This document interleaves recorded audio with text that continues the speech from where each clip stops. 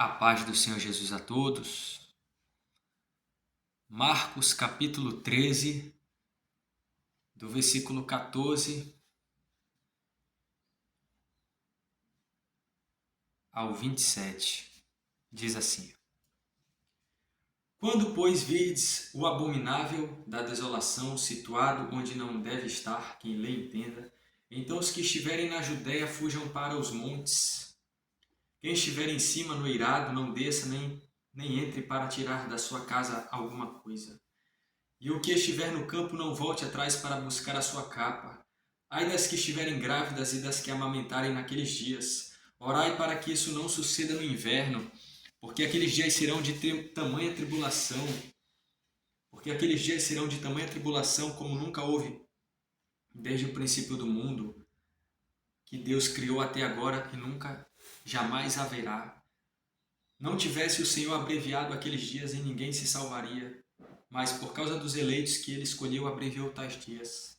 Então, se alguém vos disser, eis aqui o Cristo, ou ei-lo ali, não acrediteis, pois surgirão falsos cristos e falsos profetas, operando sinais e prodígios para enganar, se possível, os próprios eleitos. Estai, pois, de sobreaviso, tudo vos tenho predito.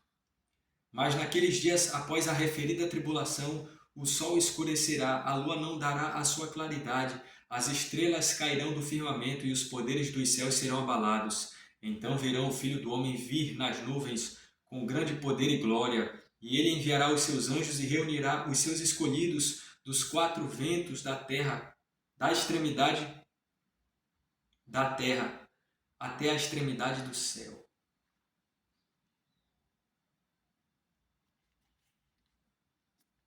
Vou ler até o 30. Aprendei, pois, a parábola da figueira. Quando já os seus ramos se renovam e as folhas brotam, sabeis que está próximo o verão. Assim também vós, quando virdes acontecer estas coisas, sabei que está próximo às portas. Em verdade vos digo que não passará esta geração sem que tudo isto aconteça. Jesus ele estava avisando os seus discípulos do que iria acontecer naquela geração antes do templo cair. Que se observar Mateus capítulo 3, no começo, no versículo 1, vai dizer assim: Ao sair Jesus do templo, disse-lhe um de seus discípulos, Mestre, que pedras, que construções? Será construções físicas. Mas Jesus lhe disse, Vês estas grandes construções? Não ficará pedra sobre pedra que não seja derribada. No Monte das Oliveiras, defronte do templo, achava-se Jesus assentado, quando Pedro, Tiago, João e André lhe perguntaram em particular, Dize-nos quando sucederão estas coisas, e que sinal haverá quando todas elas estiverem para cumprir-se. No caso, a destruição daquele santuário, daquele templo. Aquele santuário foi destruído naquela geração e antes Deus havia dito para eles se prepararem, porque não era só uma destruição física que iria acontecer ali, mas uma grande perseguição ao povo judeu, e eles deveriam estar firmes em Cristo. Então a palavra que Deus tem hoje é fique firme em Cristo, né? Busque ao Senhor Jesus. Vai dizer em 1 Tessalonicenses capítulo 5, no versículo 19, não apagueis o Espírito. Não apagueis o Espírito. O que é apagar o Espírito? Apagar o Espírito é quando a pessoa ela está alimentando a vida com Cristo e o Espírito passa a fluir e ela deixa de alimentar o Espírito para fazer outras coisas ou se dedicar a outras coisas. Então o que acontece? É como se o Espírito ficasse sem tanta liberdade para agir, porque muitas pessoas vão dando lugares a outras coisas que são secundárias. Então o Espírito de Deus ele passa a agir menos na pessoa porque ela dá menos lugar, ela se volta para outras coisas. Em 1 Tessalonicenses 5,19 diz, não apagueis o Espírito. Ele está dizendo, continue, persista. Exemplo, às vezes a pessoa à noite, ela tira um período de oração, ela ora, ela sente Deus ali de forma grandiosa. No outro dia, ela ora, mas já ora menos. E já começa a se dedicar a trabalho ou outras coisas. E ela começa a se dedicar a outras coisas de fato. Ela fala com Deus, ela não deixa de falar com Deus, ela ora, ela pensa em Deus, mas aqueles momentos a sós com Deus ela para de ter, porque ela se dedica a outras coisas. Mas quando ela vai almoçar, ela agradece, ela tipo assim, ela não saiu 100% da presença de Deus. Só que a dedicação diminuiu. E isso faz com que o agir do Espírito venha a ser menor, porque ela está buscando menos. E algumas pessoas falam assim: mas o reino de Deus não precisa ser buscado, porque o reino de Deus já veio com a vinda do Senhor. E alguém pode dizer, na vinda no ano 70, mas apesar disso ser uma verdade que ele veio ali em Jerusalém julgar o povo, mas o reino de Deus ele não chega para todos. Ele está disponível a todos, mas não que todos estão vivendo o reino de Deus, porque muitos não estão dando lugar para Jesus. Jesus ele é a fonte que abre as portas para a pessoa emergir no reino de Deus. É por meio de Cristo Jesus que as pessoas conseguem entrar no reino de Deus. Jesus ele vai dizer que ele é o caminho para entrar no reino de Deus. Então, quando ele diz em Marcos 13 para o povo acautelai, era para aquelas pessoas naquela geração. Mas se Deus quer falar com as pessoas hoje por meio desta mensagem, o que Deus está querendo dizer? Ele está querendo dizer, se prepare, porque pode vir coisas na sua vida que se você não estiver pronto, você vai abandonar o caminho do Senhor, vai se afastar de Deus. E aí a luta é maior, porque muitos fazem isso, abandonam a presença de Deus na hora que a luta começa, na hora que o negócio fica mais apertado, na hora que vem o deserto. Então, porque a pessoa não está alimentando o Espírito, é necessário estar alimentando o Espírito, deixando ele crescer. Existe uma passagem da Bíblia que se encontra no livro de Isaías. Isaías, capítulo 40.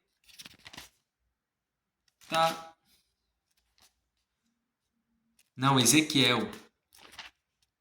Ezequiel, capítulo 47.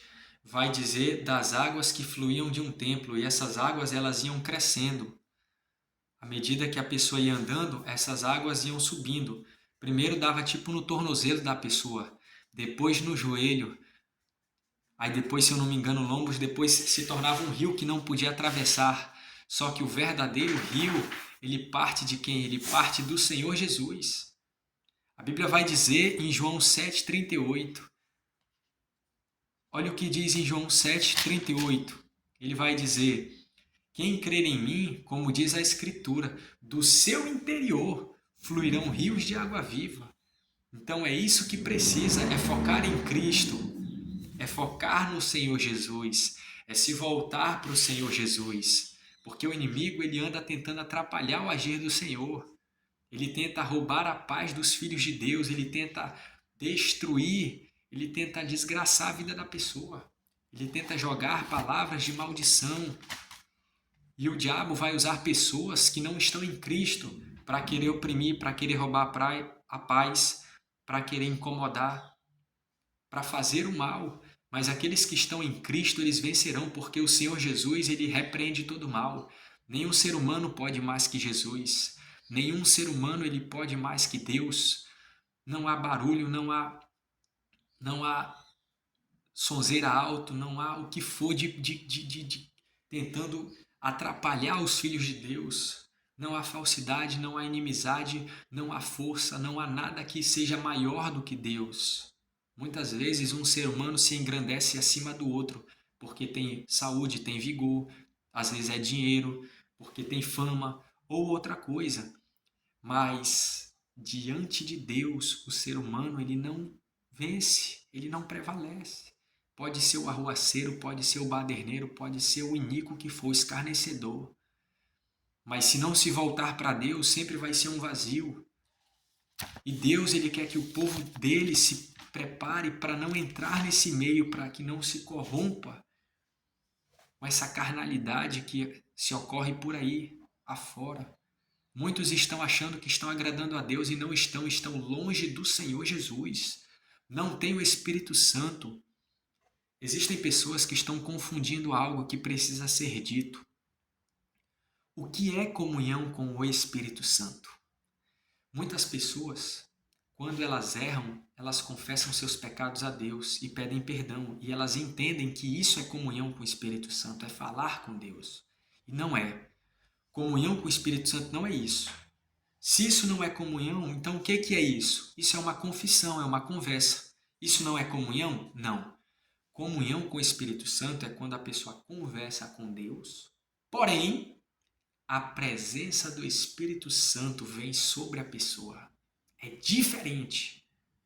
Exemplo, a pessoa está buscando o Espírito Santo, ela está se santificando, ela sente Cristo de forma viva e ela comete algum vacilo. A presença se afasta. Aí ela vai se arrepender, se arrepende, confessa e pede perdão a Deus e passa a buscar o Senhor. Mas a presença já não é mais a mesma.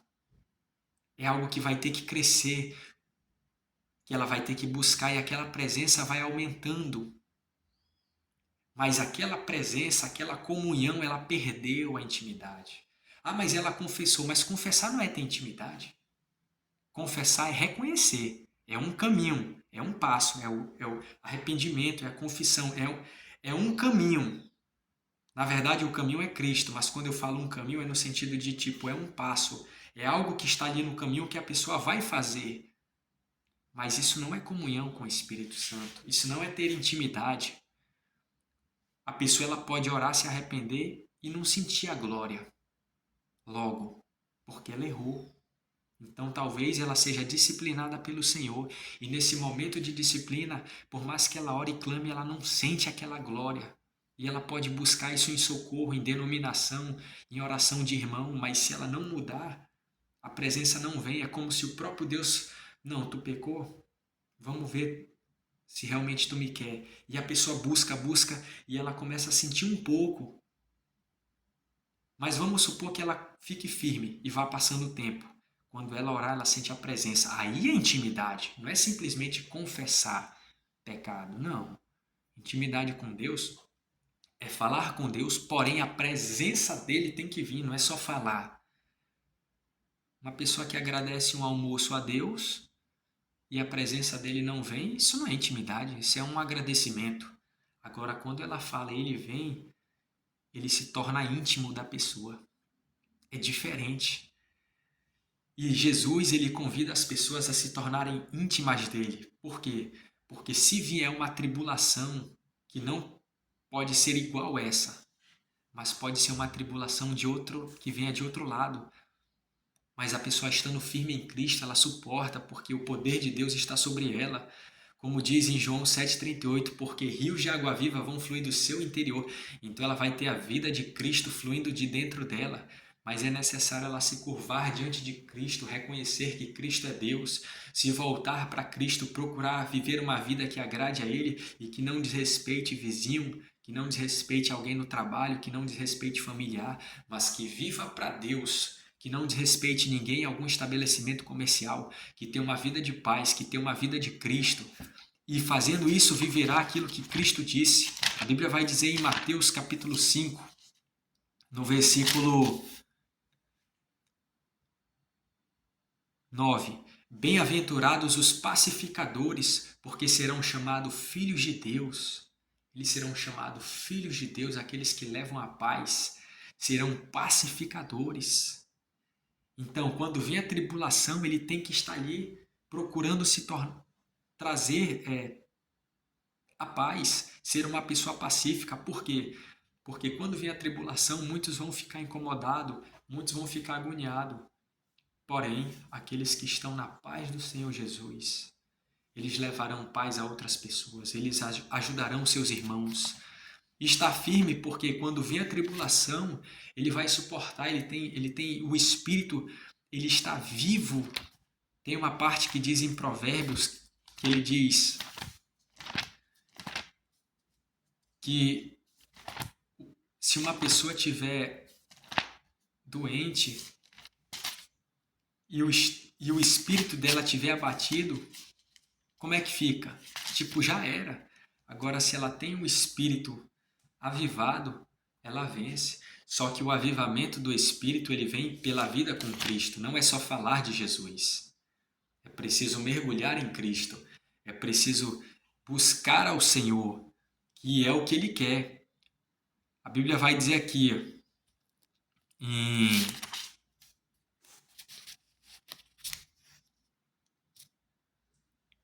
Provérbios 3, versículos 5, 6, 7 e 8. Olha o que diz aí. Confia no Senhor de todo o teu coração e não te estribes no teu próprio entendimento. Confia no Senhor, porque é Deus que lança por terra todo mal, todo levante.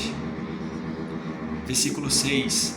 Reconhece-o em todos os teus caminhos e ele endireitará as tuas veredas. Reconhece, coloca o Senhor Jesus à frente, porque ele lança por terra todo mal. E aqueles que se levantam e tentam atrapalhar a pregação do Evangelho serão repreendidos por Deus, pode ter certeza. Aí vai dizer no 7, não sejais sábios aos teus próprios olhos, teme ao Senhor e aparte-te do mal. Ele está dizendo, sai fora do mal, de volta para o Senhor, de volta para o Senhor, de volta para o Senhor. Aqueles que praticam o mal e vão contra a pregação do Evangelho, eles sofrerão a justiça divina. A palavra de Deus, ela é fiel, ela é justa. Aí ele vai dizer, não seja sábio aos teus próprios olhos, teme ao Senhor e aparte-te do mal. Será isto saúde para o teu corpo e refrigério para os teus ossos. Olha só, teme ao Senhor, o teu Deus, teme ao Senhor, porque dele é que está a vitória, nele está a saúde, está a força. Teme ao Senhor, teu Deus. Aí nós vamos também ver em Atos, capítulo 13, uma repreensão daqueles que tentaram se levantar de um homem que se levantou contra a pregação do Evangelho. Olha o que diz aí em Atos 13, 6. Havendo atravessado toda a ilha até Pafos, encontraram um certo judeu mágico, falso profeta de nome Bar-Jesus, o qual estava com o procônsul Sérgio Paulo, que era homem inteligente. Este, tendo chamado Barnabé e Saulo, diligenciava para ouvir a palavra de Deus, mas opunha-se-lhes Elimas, um mágico. Então tinha alguém que estava indo contra Elimas. Mas opunha-se-lhes Elimas, um mágico, porque assim se interpreta o seu nome, procurando afastar da fé o procônsul. Estava tentando incomodar a pregação do evangelho para dizer que não era verdade aquilo, de alguma forma atrapalhar o agir de Cristo. Todavia Saulo, também chamado Paulo, cheio do Espírito Santo, fixando nele os olhos, disse, ó filho do diabo, cheio de todo o engano e de toda a malícia, inimigo de toda a justiça, não cessarás de perverter os retos caminhos do Senhor? Não cessarás de perverter os retos caminhos do Senhor? Aqui não diz o que ele fazia, se ele falava alto, se ele chamava o cara, quando ele ia ouvir a palavra, vamos resolver isso aqui. Mas ele tentava distrair aquele homem de não ouvir a palavra do Senhor. E Paulo diz o que ele falou, né? Ó filho do diabo, cheio de todo o engano e de toda a malícia, inimigo de toda a justiça, não cessarás de perverter os retos caminhos do Senhor? Versículo 11. Pois agora, eis aí, está sobre ti a mão do Senhor, e ficarás cego, não vendo o sol por algum tempo. Observa que a sentença veio contra aquele homem, por meio, assim Deus usou Paulo para dizer isso. No mesmo instante caiu sobre ele névoa e escuridade, e andando à roda procurava quem o guiasse pela mão. Então o procônsul, vendo o que sucedera, creu maravilhado com a doutrina do Senhor. Ou seja, a autoridade da parte de Deus, porque Paulo andava com Cristo. Muitos estão fazendo baderna, achando que Deus não está vendo, achando que Deus não julgará essas questões. Mas Deus, ele julga. Deus, ele entra com força, ele repreende todo mal pelo Espírito do Senhor, não é pela força do homem, mas é pelo Espírito de Deus. Um homem pode querer se engrandecer no outro porque é maior, porque tem saúde, porque tem dinheiro, porque tem fama, porque tem sucesso, mas ele não pode mais que Deus. Lembre-se disso, o ser humano ele não tem mais força que Deus, ele não tem mais força que Deus. Lembre-se disso. E Jesus convida hoje você a se voltar para o Senhor, porque Ele quer te livrar de uma grande tribulação que está perto de vir para a tua vida. Te volta para o Senhor. Esta palavra não é uma palavra que é dita de qualquer forma. Se você chegou aqui e Deus permitiu você ver e ouvir esta mensagem, veja isso como um aviso de Deus para você. E se você já está no caminho certo, não apagueis o Espírito e leve essas verdades a outras pessoas. Que Deus abençoe a paz do Senhor.